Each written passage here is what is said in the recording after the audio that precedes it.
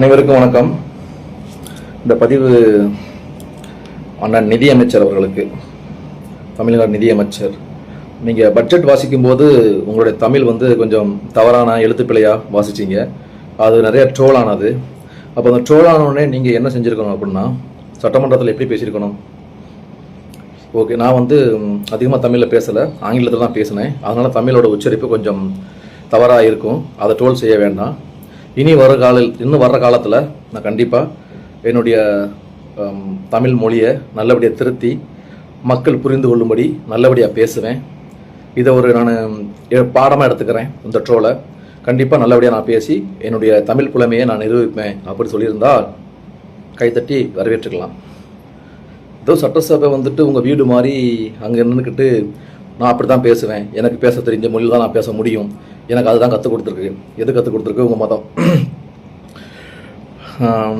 என்னுடைய பேச்சு நான் ஆங்கில புலமை கொண்டவன், அதனால் நான் என்னுடைய தமிழ் தவறாக தான் இருக்கும் அப்படின்னு சொல்கிறீங்க.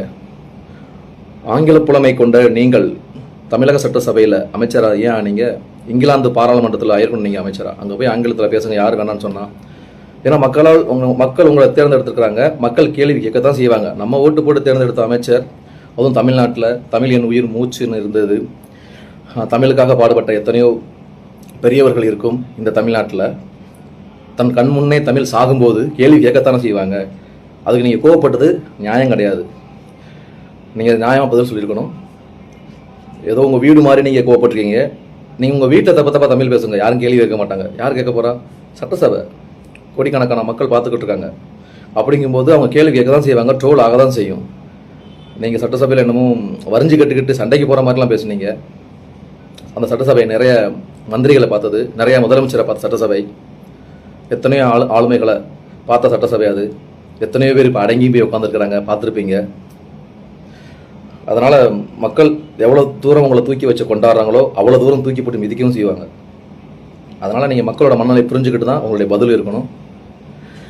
இனி வர்ற காலத்தில் அடுத்த பட்ஜெட்டில் உங்களை ட்ரோல் செஞ்சவங்களுக்கு செருப்படி கொடுக்குற மாதிரி நல்லபடியாக தமிழை கற்றுக்கிட்டு தமிழ் மொழியில் நல்லபடியாக நீங்கள் பேசுங்க. ட்ரோல் செஞ்சவங்க உங்களை பாராட்டும்படி வளர்ந்து வாங்க. அதுதான் ஒரு ஆளுமைக்கு அழகு. இப்படி சட்டசபையில் தெருவில் சண்டை போடுற மாதிரி கோவப்பட்டால் அது அழகு கிடையாது.